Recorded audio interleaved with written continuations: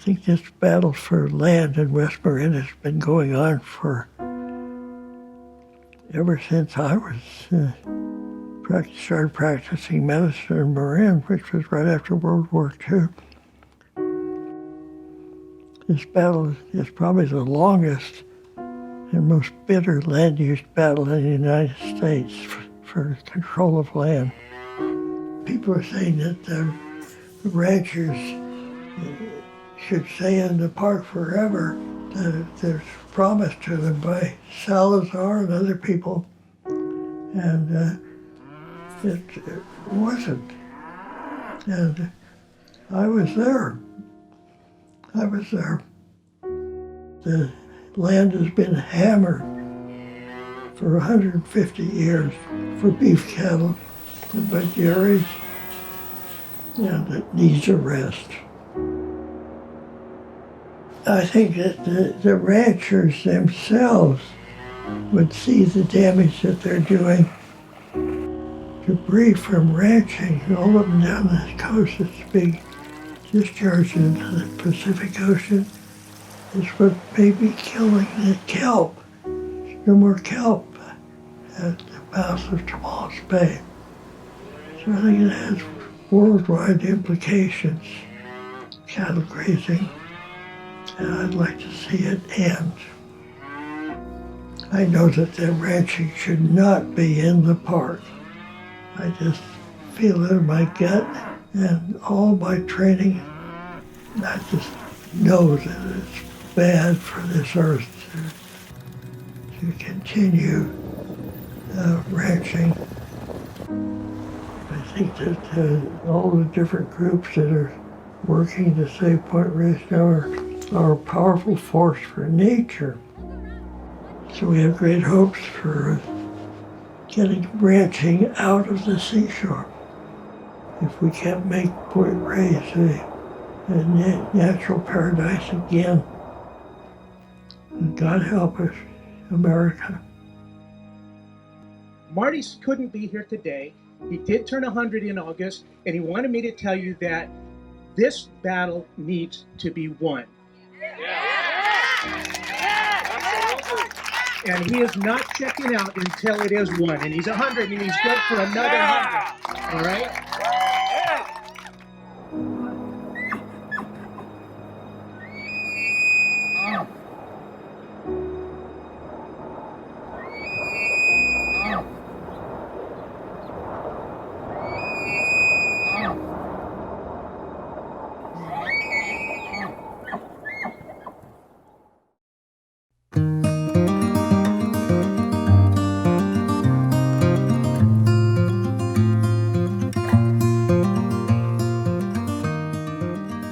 Our next speaker is Chance Cutrano. Chance is the Director of Programs at the Resource Renewal Institute, which I believe was founded by Huey Johnson, and he is a newly elected Fairfax City Councilman. Welcome to the club, Chance. Thank you. Thanks for inviting me to this. I'll share my screen really quick. My name is Chance Cutrano, he, him, his pronouns. I am Director of Programs for Resource Renewal Institute, was founded by Huey Johnson, who was the 8th employee of the Nature Conservancy, responsible in part for saving the Marin headlands, along with Bolinas Lagoon with Dr. Marty Griffin, and actually for acquiring numerous parcels of Point Reyes National Seashore, the biggest being the RCA parcel that actually happens to now be ranched by the Nyman family. It's the Commonweal Ranch, as well as Kevin Lunny's G Ranch as well. Were both acquired by the Trust for Public Land in '77. And some additional parcels in the GGNRA, which is the Golden Gate National Recreation Area. Sorry for the acronyms. So why I'm here, I'm tasked with the legal myths of Point Reyes National Seashore's pastoral zone. How will I do it in 10 minutes? Nobody knows, but we're going to try.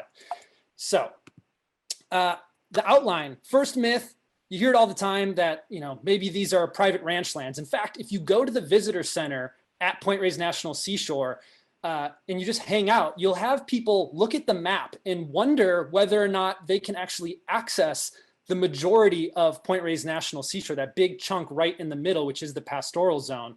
The reason for that is because unlike most national park or public lands maps, for some reason at the visitor center at Point Reyes, that map is grayed out where all the ranches are, as opposed to being green like a map you might find on Google Maps when you're looking for your public land where you can go take a hike or something like that. But we're gonna dispel that myth really quickly in short order, very easy one to dispel. The next, these working ranches were to remain in the seashore forever. That, Ken started off on that. I'm going to get into a little bit of the nitty gritty for folks that can refer to this video as a resource in the future if they want to write letters to the editor, if they want to talk to friends and family, if they want to write to the Secretary of the Interior, who has the authority to determine what the future of this seashore holds. And the third myth, which is going to be brief but a little tactical, is to talk about how the National Park Service has claimed that it must maintain these operating ranches to maintain the historic ranching districts that exist in Point Reyes as of 2018. So let me just jump into that real quick. So as you know, the National Park Service created with the National Park Service Organic Act of 1916, the agency's mission, in part, to conserve the scenery and the natural and historic objects and wildlife therein, and to provide for the enjoyment of the same in such manner and by such means as will leave them unimpaired for the enjoyment of future generations. This impairment clause is something that comes up a lot. It comes up in litigation, the litigation that was filed last week to protect the Tule elk, which Diana mentioned earlier. And we'll see this come up over and over in the way that some of the enabling legislation for different national parks shows up. For Point Reyes in particular, you'll see the same image you recently saw. That wonderful photo with Ken's father, JFK, Clem Miller, and others that shows them signing this enabling legislation, which says to save and preserve for the purposes of public recreation, benefit, and inspiration a portion of the diminishing seashore of the United States that remains undeveloped. You'll note that they didn't slip cow in there, but it'll show up elsewhere in a different way. But the main thrust of this enabling legislation is to preserve this island in time. As Ken was mentioning, the original intentions were, not only recreation, but just the geological oddity that Point Reyes is, was worth the preservation of this peninsula that's been traveling up the coast down from Southern California, and will continue that move along the San Andreas Fault. So jumping right into enabling legislation, this is part of the enabling legislation. You'll see the source at the bottom, but I want to bring attention to a couple things here. This is the first myth that, this grayed out area on the map at the visitor center, that these are still, ranches that are privately owned, privately run, that on private lands that we can't access.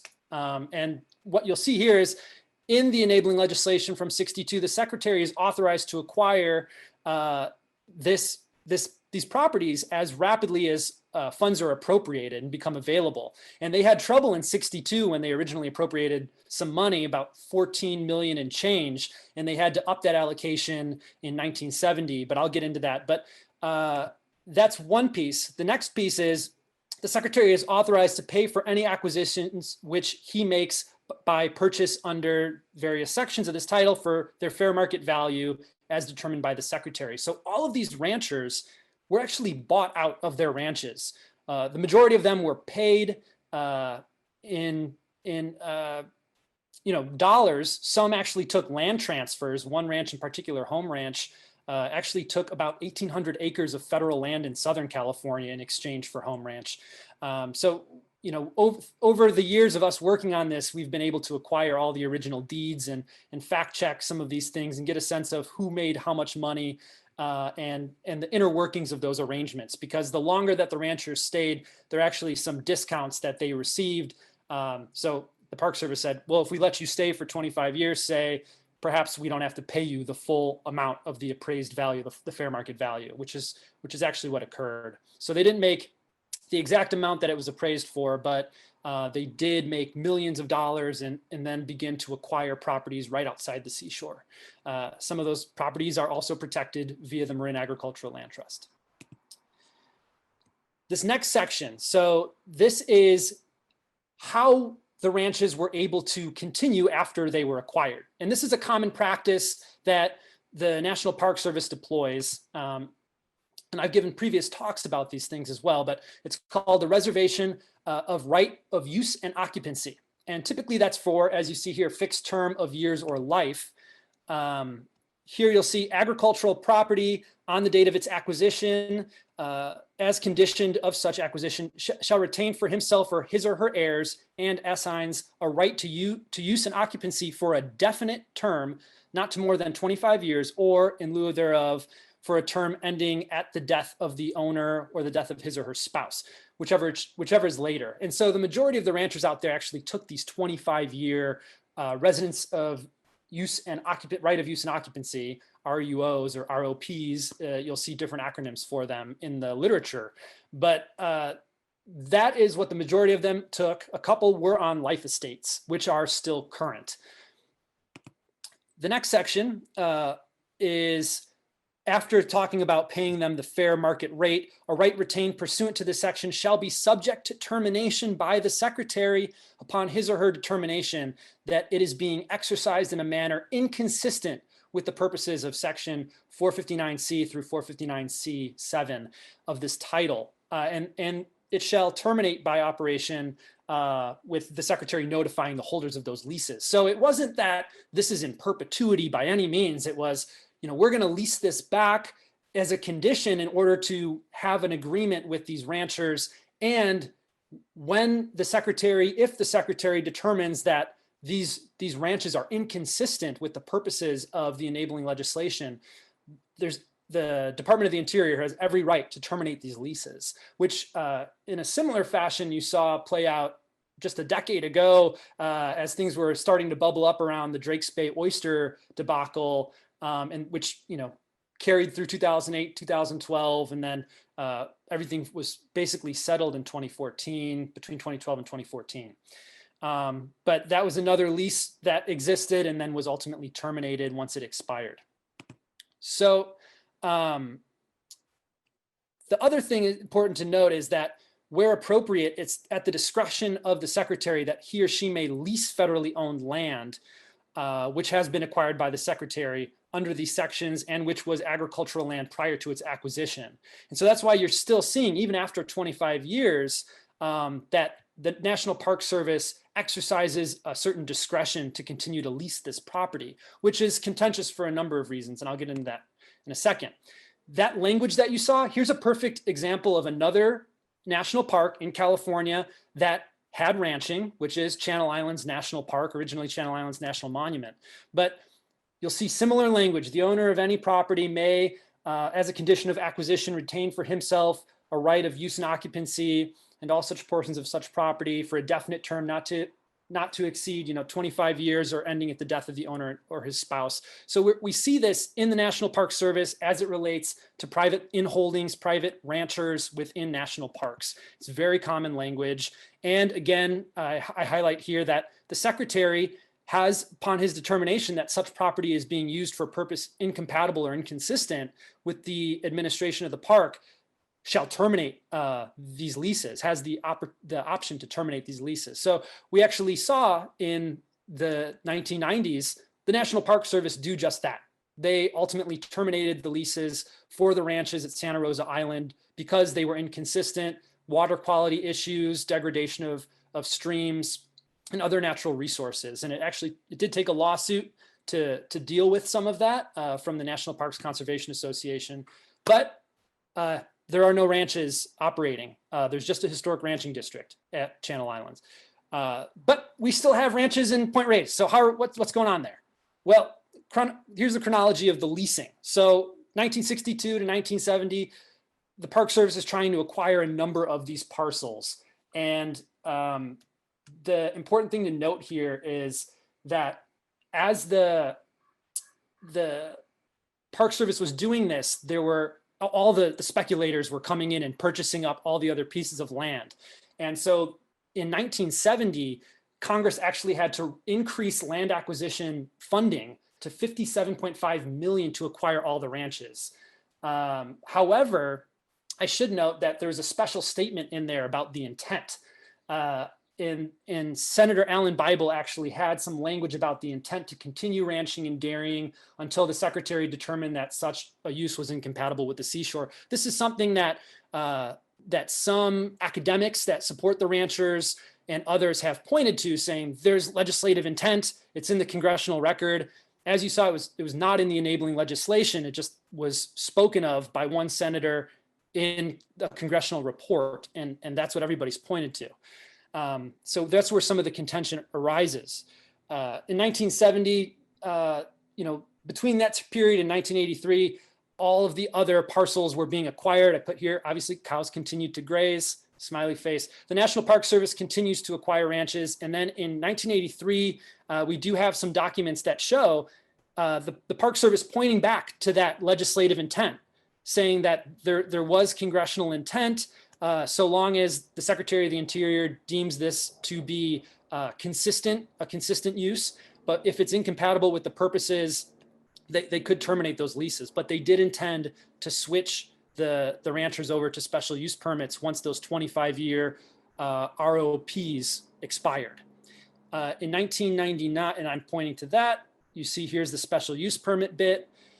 And this is for the video, of course.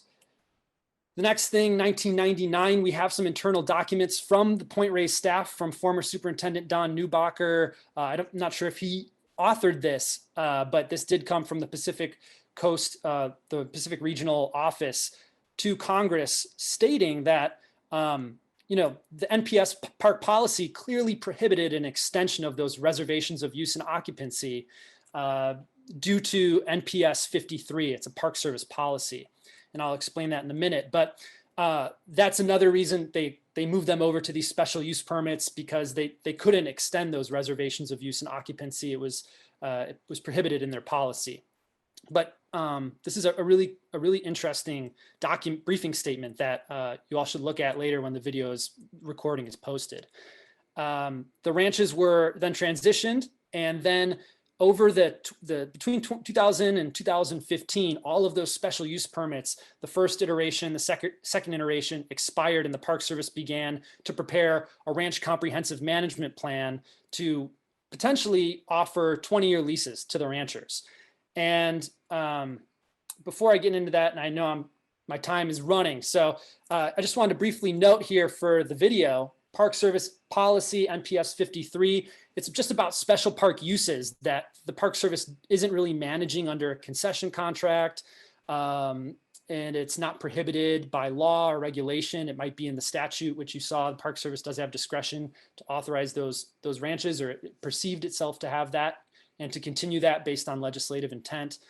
But it also couldn't continue special park use permits if it created unacceptable impacts on park resources or values, or I bolded another, result in a conflict with other existing uses, such as the Tule elk, which Diana pointed to, or the restoration of coastal prairies, which Laura pointed to as well.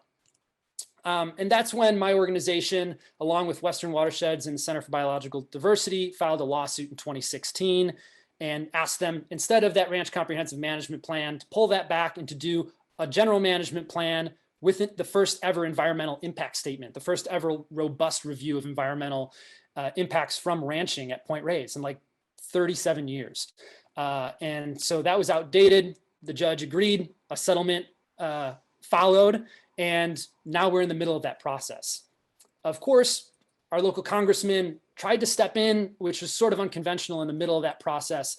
And in yet another showing that this is not meant to be in perpetuity, Congressman Huffman's House Bill HR 6687 suggested in the middle of this planning process that he wanted to provide interpretation of Congress's intentions to continue to authorize ranching, and wanted to direct the Park Service to manage for separation of elk and potential relocation, and also directed the Park Service to issue 20-year leases in the middle of an environmental review process.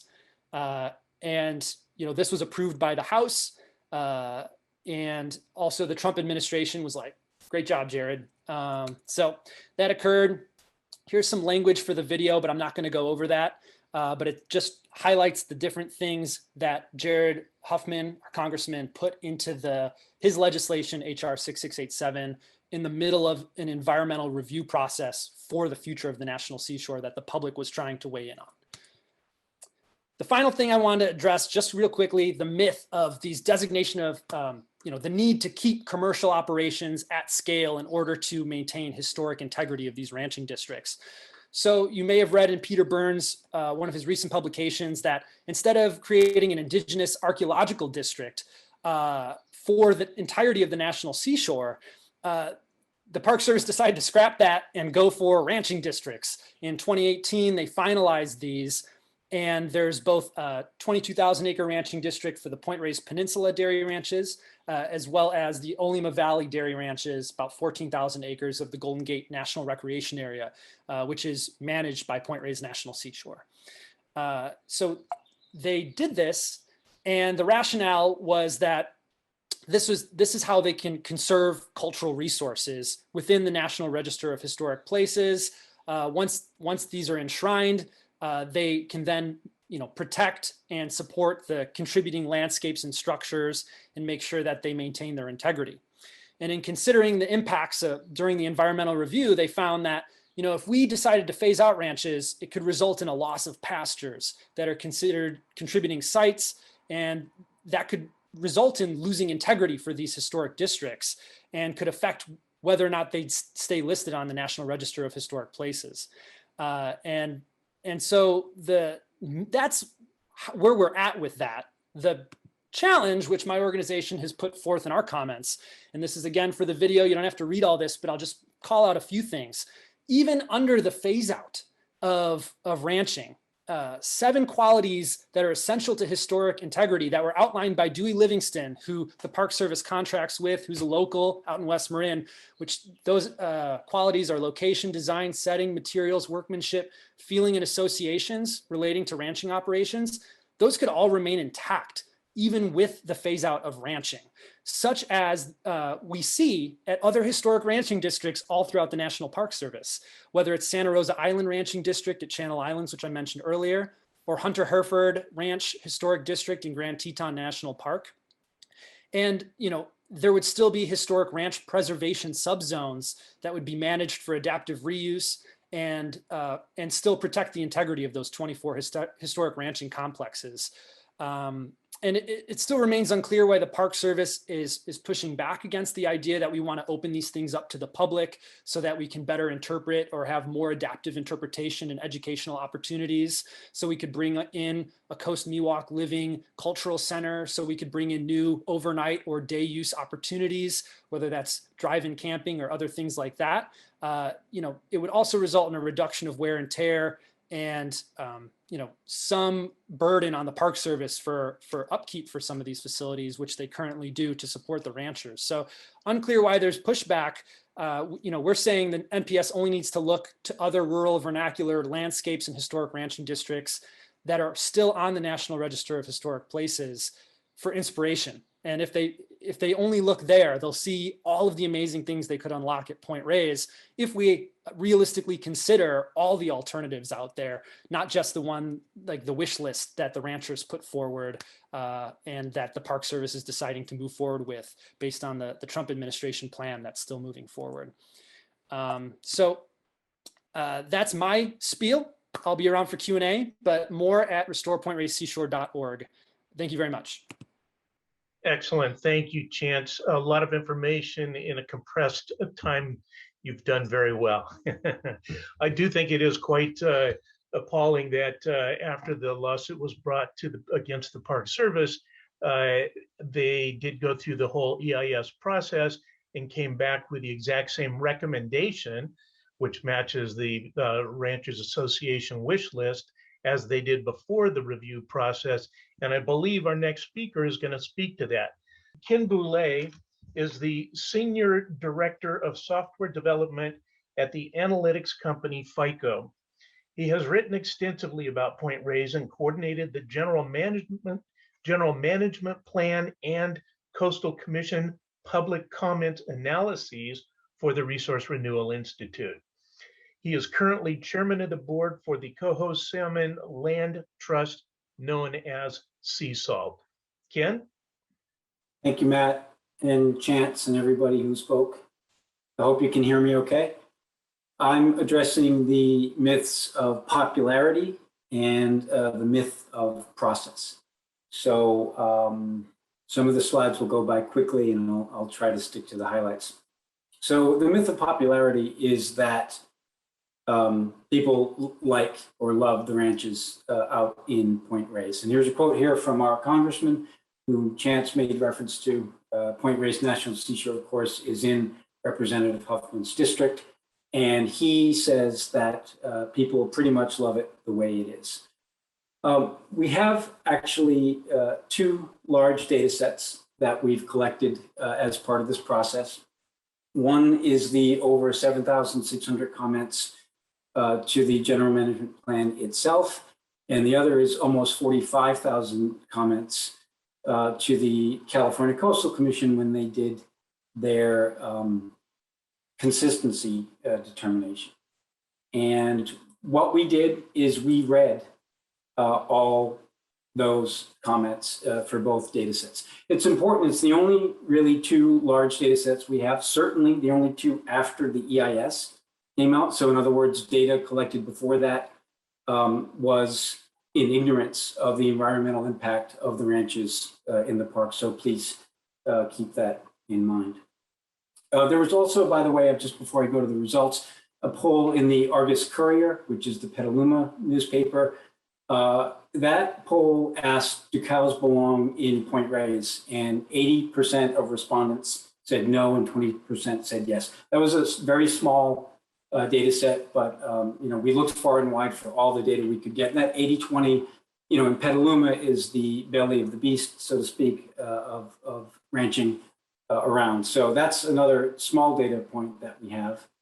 But if we look at what we found in the large data sets, so on the top left is the analysis from the general management plan comments, and on the bottom left is from the Coastal Commission.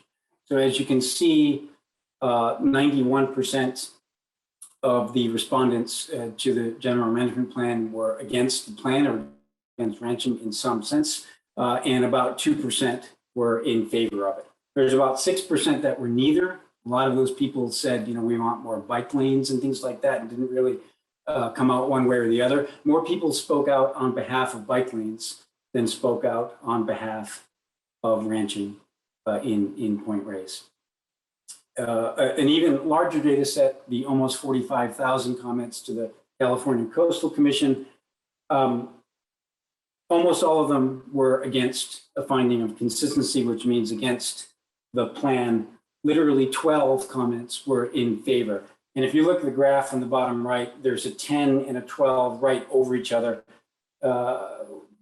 Excel, the graphic couldn't really show a thin enough slice for the comments that were in favor. That's why it looks a little confusing. So I mean literally 12, not 12,000, not 1,200, 12 comments in favor, almost 45,000 against. Of those 12, by the way, 3 were from the Strauss Dairy, 2 were from the Giacomini Dairy, 1 was from the Ranchers Association, and 2 were from the Marin Conservation League, 1 was from Malt. So the number of unbiased or disinterested comments in favor of finding of consistency, you could count on 3/5 of one hand. Vanishingly small amount of people spoke out in favor. So these are numbers, and I'll talk a little bit about why we have confidence in the numbers. We also, I'll go past this quickly. I don't expect everybody to read this, and you can get these materials, I know, subsequently. We also looked for keywords across the comments. This is in the California Coastal Commission consistency determination, and it's a way of finding how people actually feel about it. This man named Mark Walsh did a lot of the hard work here. By the way, it's RRI that ran the studies, or I helped run the studies with RRI. So that's who took the initiative to count all these comments. So what we did is we looked for keywords and found the number of times these keywords appeared in the comments. And keep in mind, 99 point something percent of these comments were critical. So for instance, if you see on row 11, a mention of erosion, it's not because anybody said, I don't mind erosion, right? All these comments are against the plan and against the finding of consistency. And these are keywords or like hot button topics that appeared in those comments.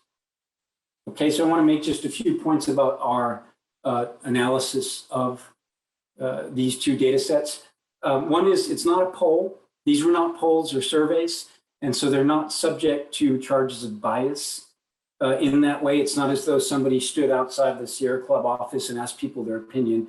Everybody had the same chance to send in their comments, right? So what's happening is some people are taking the incredibly lopsided results at face value as a sign of some kind of bias. But it's the Park Service and the Coastal Commission that invited the public, everybody, to make comments. So there's no indication of self-selection bias or any other kind of bias in these data sets. Another point to make is that the public was concerned about a large number of things, not just the elk. I mean, I'm concerned about the elk. A lot of people are concerned about the elk, but it would be inaccurate and misleading to say that the majority, even to say the majority of these comments were about the elk. And I want to point out that the Marin Conservation League in their last newsletter said exactly that. Okay, so I'm not here to say it was a lie, but they told their membership that the vast majority of the comments to the Coastal Commission were simply about the elk. And that is simply not true. It is inaccurate, and that those comments are a matter of public record. So, we're here to talk about myths, and sometimes things get said and then they get repeated after they're said initially, and that's how a misapprehension of the situation gets out into the public. A lot of people also say, well, local opinion is different, and what about what are the locals think? First of all, there are plenty of locals like myself who are in favor of restoring the park. There are far more people identified as local that spoke out against than for, just because the numbers are so lopsided. So in the general management plan, we did not, the comments to the general management plan, we did not have geography of the people making the comments. Sometimes we knew if we knew who they were personally, but it was not required. For the Coastal Commission, you could put in where you lived, and 93% of those people who gave their geographical origin were in California. 40% of those were in Marin. Sorry, not 40% of those, 40% in general, and 14% were in Sonoma County. So it would be inaccurate to say that only people at a distance or only quote unquote outsiders want the park restored and want ranching out. Inaccurate according to the data. Another thing that you hear a lot is, well, this was an orchestrated campaign. This quote, orchestrated nationwide campaign, came from an editorial in the IJ, from the editorial board. And, so there might be some subjectivity here, but I just think it's strange, in fact, wrong to characterize this as an orchestrated campaign. Well, a lot of groups, Center for Biological Diversity, RRI, In Defense of Animals, a lot of groups spread the word to their membership. And that's how democracy happens, right? There's structure in our society, and there are many groups that care about the environment, and their membership cares about the environment. So to call it orchestrated or to talk about urban outsiders and things like that, I think is a way of trying to obfuscate and deflect. And I think there's some disingenuous opinions out there as some sort of track covering that's going on out there. Another thing I'll say about this is we are very confident in our findings. We published all the findings, including how we characterized each comment. Some of this was a year ago, some of it was a few months ago, and we have not heard anyone challenge it. So it's publicly available, it will be in the information resources. We counted every comment. We did not run it through an algorithm, public sentiment analysis. program, we read everything and we published everything. So, I mean, it's just a brute fact that virtually everybody that responded on behalf of removing ranching and restoring the park. There also is a lot of other opposition. I won't read all these for the sake of time. This will be on the slide and the video. The Miwok Tribal Council called it a travesty. There are letters from large numbers of conservation groups and local guides and photographers. The Coastal Commission, by the way, judged for consistency with conditions 5-4. And if you watch that hearing, there was a lot of exasperation. Some of the commissioners may actually be on this evening. Commissioner Bochco, for instance, was passionate and outspoken, and it narrowly got approved, and then that with conditions. So it's not as though this is flying by. I mean, there's a lot of outrage about this. As mentioned, 100,000, actually more than 100,000 signatures were delivered to Secretary Holland just recently. And if you look at the op-eds and the letters in, it's hard to find letters in favor. There are some, but it's sort of a landslide. And so, not to mention protests, well-attended protests, some of those, by the way, during the pandemic, which would have kept the numbers down. So look around, count up the data, or look around anecdotally, and ranching is certainly not popular in the park. Okay, I'm going to move on a little bit to process. I don't mean to pick on our representative, but he's influential, and a lot of us are surprised that he is in favor of continued ranching as he is. So he said recently, this has been an incredibly open process.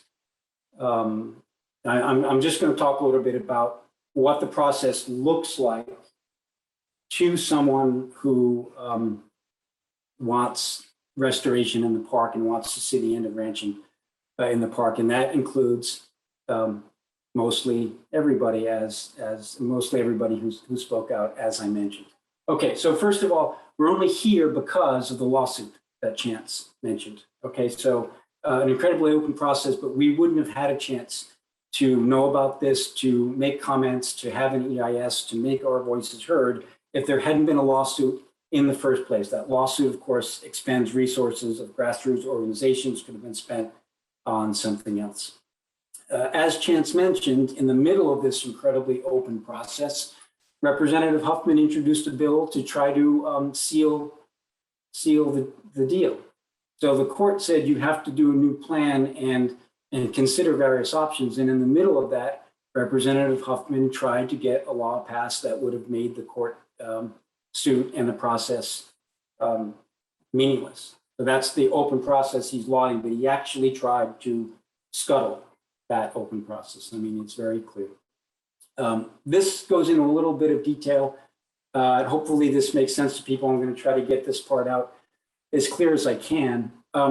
Plan B, which is the plan of the preferred plan of record, in other words, what the park is intending to do out here with respect to ranching in Point Reyes, includes a number of things that the Ranching Association asked for. They asked for it in a letter that they sent to the park in 2014. They copied Representative Huffman, Senator Feinstein, and a number of other influential people, the Marin County Board of Supervisors, et cetera.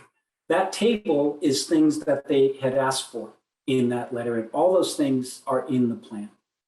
Okay, so if you're following the open process so far, the public had to sue the public.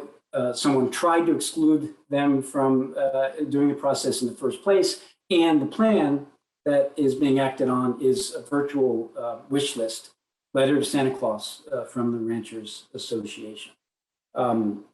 One of those things I just point out was that the Ranchers Association asked the park to always call it a seashore and not a park.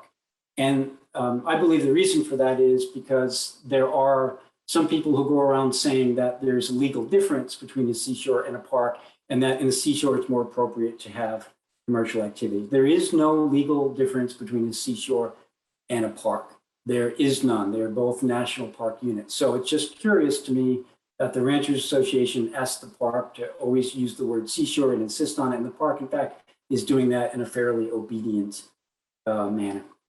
That same letter said that, well, where do things go well in our opinion? What is a model for commercial activities in a national park? That's Cuyahoga Valley National Park in Ohio. And the new superintendent in Point Reyes is Superintendent Kenkel, who was transferred from Cuyahoga to Point Reyes National Seashore. It may be a coincidence, but it may be that the plan is drafted and that many of these actions are being taken on behalf of the ranchers. The letter also asked the park to, and Chance mentioned this, put the ranches and the ranch lands on the National Register of Historic Places, which they did. Before doing that, they withdrew an application for an indigenous district on that same National Register. Now, the park has said that those two things are not related, that they did not replace one with the other, but the facts are there was an application for indigenous district.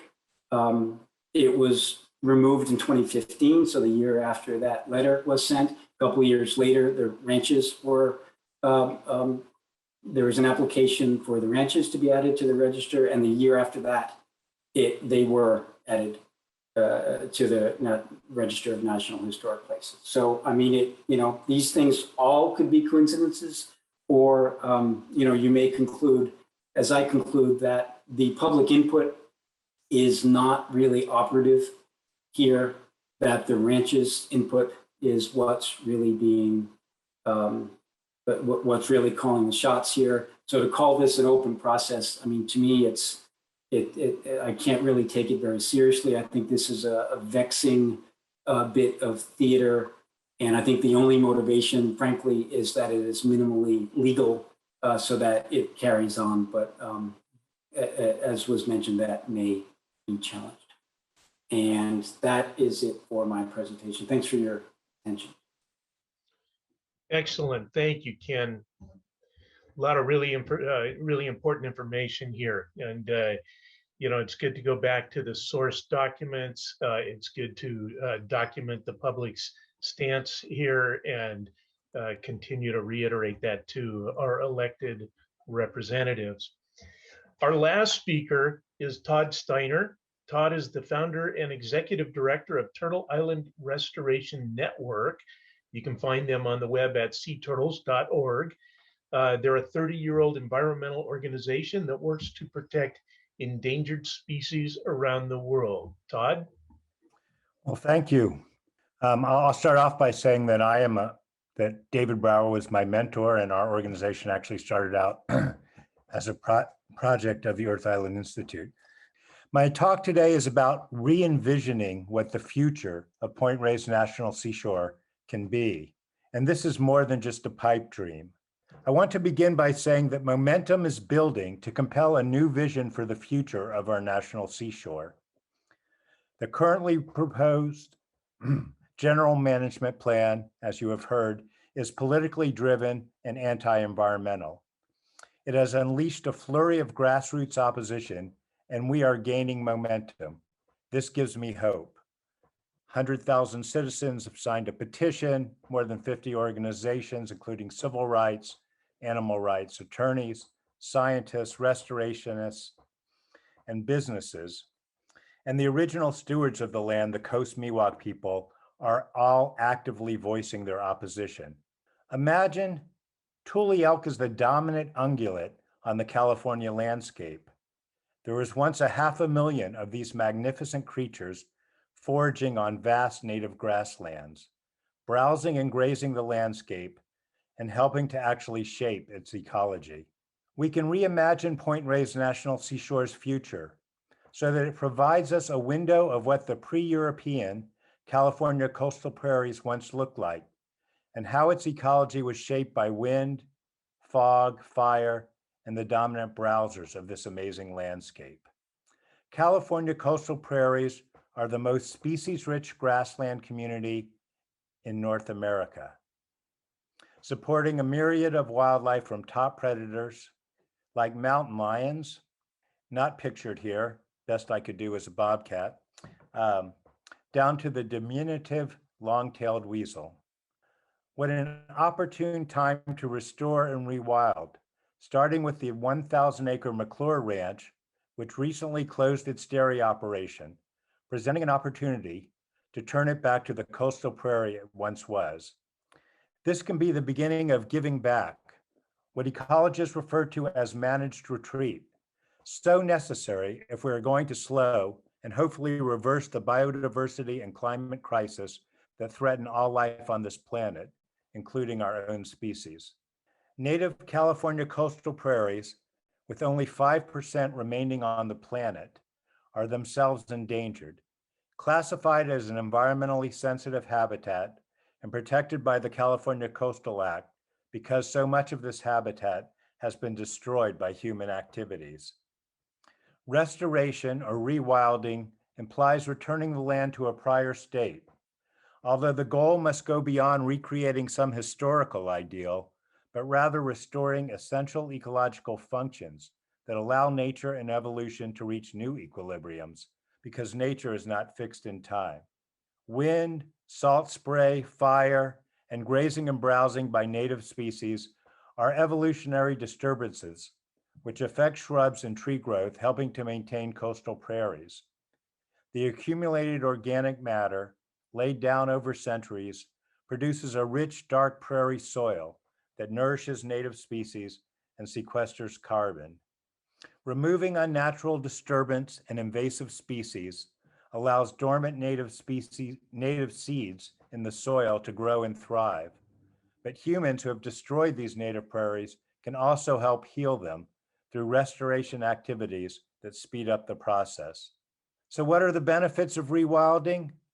Helping recovered endangered species such as California freshwater shrimp and red-legged frogs, fish species like coho salmon and steelhead, and species of birds like the willow flycatcher and the bald eagle, all the way up to the great whales that are impacted by polluted water, leaving the seashore ranches and entering the ocean.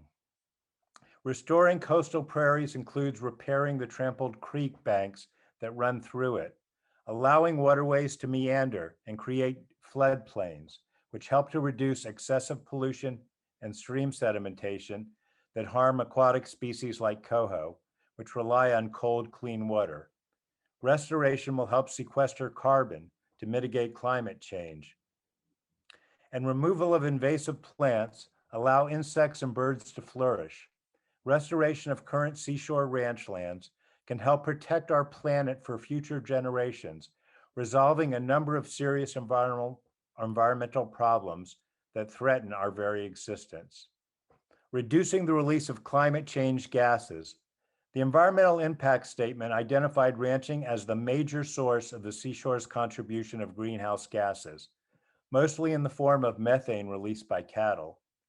Methane is a much more potent global warming gas than CO2, and a UN report says urgent steps are necessary to reduce methane if global warming is to be kept within the Paris Climate Change Treaty limit. The fact that native grasses have very long roots, which help them survive droughts and fire, also means these plants allocate a considerable proportion of their biomass underground, making native coastal prairies an effective, stable carbon sink, less impacted by the increasing fires and droughts we are now facing. Restoration will reduce water pollution. A couple of months ago, a water quality study at Kehoe Creek, which runs through seashore ranches, highlighted the chronic issue of highly contaminated water containing fecal matter from ranching operations. These waterways drain to the Pacific, impacting swimmers, surfers, kayakers, and they degrade the marine environment and the entire marine food web, all the way up to the endangered whales. Rewilding will create more recreational and educational activities for visitors. Returning seashore ranch land to nature will lessen current overcrowded paths and create enhanced outdoor and wilderness experiences. 18,000 acres currently dominated by ranching will once again become available for visitors to explore, deepening outdoor experiences for all of us. In essence, making the park 1/3 bigger for people and wildlife. Rewilding will also create educational opportunities for the public and generate additional opportunities to hire and retrain laid-off ranch workers, create early career internships for science-based students and recent college grads, and involve thousands of volunteers in learning the art and science of restoration. Turtle Island's program is ready to help now. In recent years, we have raised and provided Point Reyes National Seashore with millions of dollars, carrying out several important habitat restoration projects, and we would be delighted to assist with rewilding the seashore's coastal prairies, creating a win-win solution for people and wildlife. Right now, our native plant nursery is bursting with available native plants grown locally, harvested locally from seeds in the watershed, and are ready to be put out. It's time to heal our planet and turn back from the path that brought us to the climate and biodiversity crisis humankind now faces. And we can do it together. Thank you for listening and helping to envision a new future for Point Reyes National Seashore. And thank you to all the talented photographers who provided images for this presentation. Remember, we are powerful together, and together we can change the course of history on the Point Reyes Peninsula. Captured in this old Vietnam War protest poster is a quote from Sitting Bull, an historical figure of the Lakota people who united diverse Native American tribes and led to the historic victory at the Battle of Little Bighorn, and who never surrendered to the US government. He said, "If we join together, we make a powerful fist." Thank you for listening. Beautiful. Thank you, Todd. Excellent, excellent. Once again, I want to thank everybody for joining us. This has been debunking the myths of Point Reyes, and keep educating yourself and keep advocating for our Point Reyes National Seashore.